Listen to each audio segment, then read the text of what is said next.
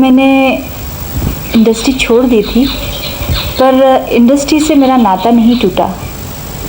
Hello guys and welcome to tea time. आज हम बात करेंगे एक ऐसी अदाकारा की जिनकी बड़ी बड़ी बोलती आँखें, संगे मरमर सा तराशा हुआ बदन और इनकी खूबसूरत सी मुस्कुराहट और इनकी बेतहाशा टैलेंट की कदर बॉलीवुड इतनी नहीं कर सका जितनी करनी चाहिए थी।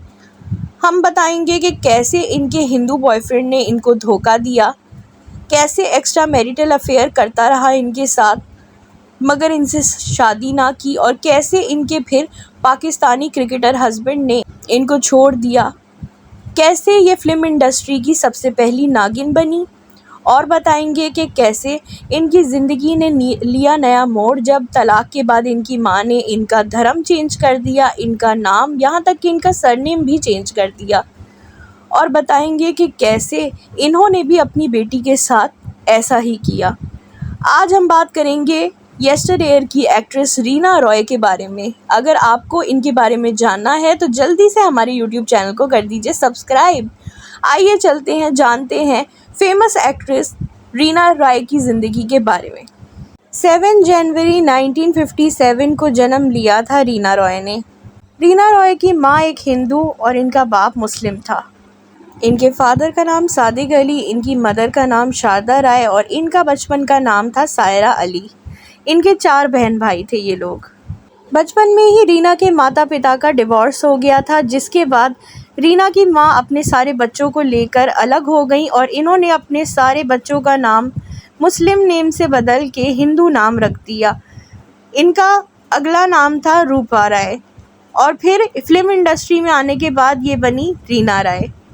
पहले इनको एक क्लब में डांस करना पड़ा क्योंकि इनके घर की आर्थिक स्थिति अच्छी नहीं थी। एक रोज़ फिल्म मेकर बी.आर. इशारा की नज़र इन पर पड़ी और उन्होंने इनको अपनी फिल्म नई दुनिया नए लोगों के लिए साइन कर लिया। किसी कारणवश ये फिल्म पूरी ना हो सकी और फिर इन्होंने उस वक्त फिल्म ज़रूरत का निर्माण कर रहे थे, जब इनको एक ऐसी अभिनेत्री की ज़रूरत थी जो आराम से पर्दे पर न्यूड हो सके, तो इन्होंने रीना रॉय को इस फिल्म के लिए कास्ट कर लिया। उस वक्त इन्हें काम और पैसे की बहुत ज़्यादा ज़रूरत थी और कोई भी और हीरोइन ऐसे सीन्स करने के लिए बिल्कुल भी तैयार नहीं थी, लेकिन रीना रॉय ने अपनी मजबूरी की वजह से इस फिल्म को साइन कर लिया। इस फिल्म में बहुत ज़्यादा सेमी न्यूड सीन्स और इंटीमेट सीन्स थे, जिनकी वजह से ये फिल्म हिट भी हो गई और रीना रॉय की पहचान हो गई एज ज़रूरत गर्ल। ये फिल्मों में तो आ गई थी, लेकिन शुरुआत में इनको बहुत सी कठिनाइयों का सामना करना पड़ा। शुरुआत में इनके हाथ सिर्फ और सिर्फ बी ग्रेड मूवीज़ ही लग रही थी, जिनको रीना रॉय करती तो गई, लेकिन इन फिल्मों से इनकी कोई पहचान ना बन सकी। शुरुआत में इन्होंने जंगल में मंगल, मिलाप, गूंज, जैसे को तैसा, वरदान, संग्राम, अपने दुश्मन, गुमराह ऐसी कई फिल्म्स में काम किया जो कि बी ग्रेड फिल्म्स कहलाई जाती थी। लेकिन जो फिल्म 1973 में इनकी जितेंद्र के साथ आई थी, जिसमें इनका एक गाना था जो कि एक बारिश वाला गाना था, जिसमें इनका ये सॉन्ग था, अब के सावन में जी डरे, रिमझिम तन पे पानी गिरे, मन में लगे आग सी। ये गाने ने इनको शोहरत दिलाई और फिर ये मकबूल होने लगी। लेकिन अभी भी इनको असली कामयाबी नहीं मिली थी। ये कामयाबी इनको मिली 1976 में आई फिल्म कालीचरण से, जिसमें इनके साथ शत्रुघ्न सिन्हा थे और ये फिल्म बनाई थी सुभाष घाई ने। इस फिल्म के बाद रातों रात शत्रुघ्न सिन्हा और रीना रॉय दोनों एक हॉट पेयर बन गए थे और हॉट केक की तरह सेल होने लगे थे। ये फिल्म सुभाष घाई की पहली फिल्म थी निर्देशक के तौर पे और शत्रुघ्न सिन्हा की भी ये पहली फिल्म थी हीरो के तौर पे। और रीना रॉय भी स्ट्रगल कर रही थी, लेकिन इन तीन की तिगड़ी ने कमाल कर दिया। फिल्म साथ में करते करते उस दौर में रीना और शत्रुघ्न का आपस में अफेयर भी हो गया था। बताते हैं कि शत्रुघ्न सिन्हा रीना रॉय के मेकअप रूम में घंटों बिताते थे और इनके प्यार के किस्से उस वक्त आम हो गए थे। इसी साल एक फिल्म आई थी नागिन, जिसने रीना रॉय के करियर को अब बहुत ज़्यादा ऊंचाइयों पे पहुंचा दिया था। इस फिल्म में रीना रॉय की जोड़ी बनी थी जितेंद्र के साथ और इस फिल्म ने सारे रिकॉर्ड्स ब्रेक कर दिए थे। रीना रॉय की अदाकारी कमाल की थी। इनकी वो नीली आंखें, नागिन जैसा बदन आग लगा दी थी मानो ऑडियंस के दिलों में इन्होंने। उसके बाद फिर क्या था, जितेंद्र के साथ रीना रॉय को काफ़ी सारी फिल्में मिलना शुरू हो गई थी। नागिन एक मल्टी स्टारर मूवी थी जहाँ पे रीना रॉय नागिन का रोल प्ले कर रही थी, जहाँ पे वो अपने पति के मरने का रिवेंज लेती हैं कुछ लोगों से।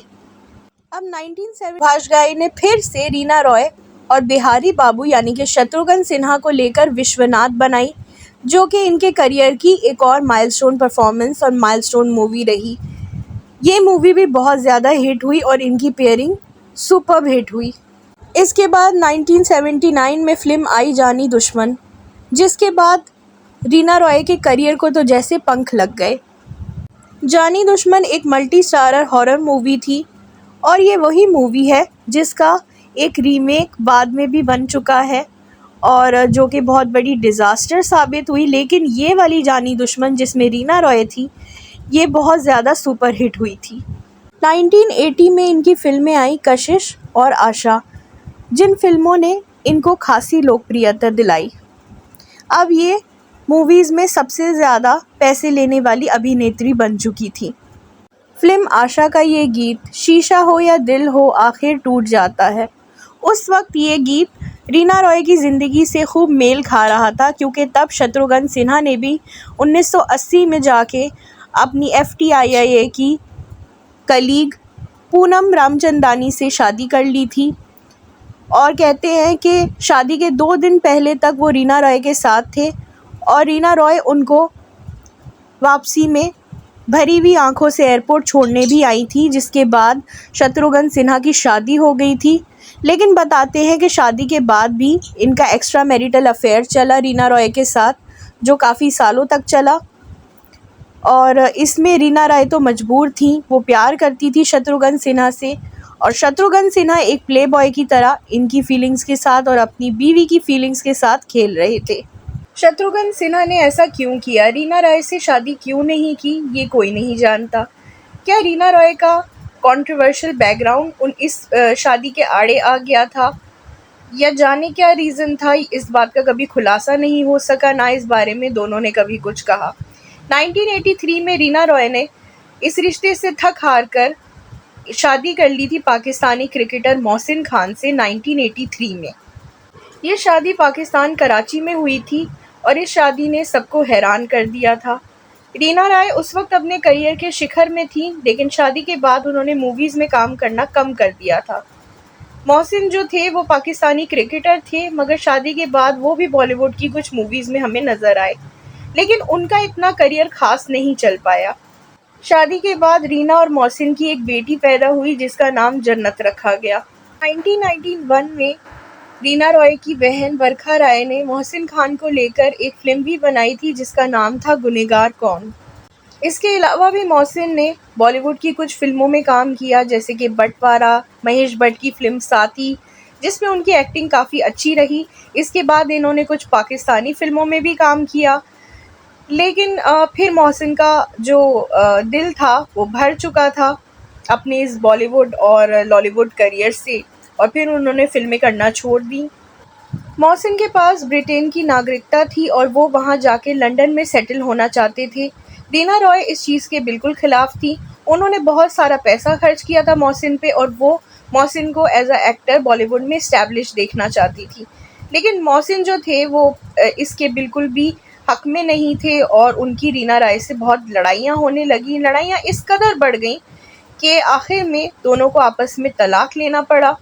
मोहसिन अपनी बेटी जन्नत की कस्टडी बिल्कुल भी रीना रॉय को देना नहीं चाहते थे। रीना रॉय ने इस कस्टडी के लिए एक बड़ी जंग लड़ी, एक बड़ी बैटल लड़ी, जिसमें शत्रुघ्न सिन्हा ने इनके दोस्त के रूप में इनका बड़ा साथ दिया। और जब इनको इनकी बेटी हासिल हुई तो इन्होंने अपनी बेटी का नाम जन्नत से बदल कर सनम कर दिया और उनका धर्म भी बदल दिया, जैसे कि रीना की माँ ने उनके साथ किया था।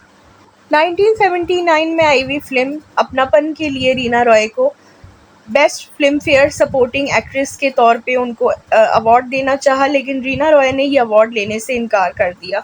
उनका कहना था कि वो इस फिल्म की मुख्य कलाकार थी और वो सह कलाकार का अवार्ड नहीं ले सकती हैं। बाद के सालों में रीना रॉय ने कुछ कैरेक्टर रोल्स प्ले किए। इनको आखिरी बार रेफ्यूजी फिल्म में देखा गया। इन्होंने अपनी कुछ बहन के टीवी सीरियल्स में भी काम किया। आज रीना रॉय अपनी बेटी के साथ मुंबई में रहती हैं और एक एक्टिंग स्कूल चलाती हैं जहां पे वो न्यू एक्टर्स को पॉलिश करने का काम करती हैं। दोस्तों, आज हमने बात की यस्टरईयर एक्ट्रेस रीना रॉय के बारे में, जिनकी ज़िंदगी बहुत विवादित रही, जिनकी ज़िंदगी में बहुत सारे स्ट्रगल्स, अप एंड डाउन्स रहे। मगर एक बात है कि वो बहुत ब्रेव है। उन्होंने अपने फैमिली का साथ बहुत ज़्यादा दिया। उन्होंने अपनी बेटी को हासिल करने के लिए एक लंबी जंग लड़ी और हम उनके इस जज्बे को सलाम करते हैं। तो आप लोग मुझे बताइए, आपको ये एक्ट्रेस कैसी लगती हैं और इनको आपने लास्ट कौन सी मूवी में देखा था? ज़रूर हमें कमेंट्स में बताइए। अगली बायोग्राफी किस पे देखना चाहेंगे वो भी लिख के बताइएगा। मेरे यूट्यूब चैनल को कर दीजिए सब्सक्राइब, क्योंकि मैं लाती रहती हूँ ऐसी इंटरेस्टिंग वीडियोज़ आपके फेवरेट सेलेब्स के बारे में। तो काइंडली सब्सक्राइब ज़रूर करिएगा। फिर मिलेंगे नेक्स्ट टाइम नेक्स्ट वीडियो में। Till then take care, bye bye.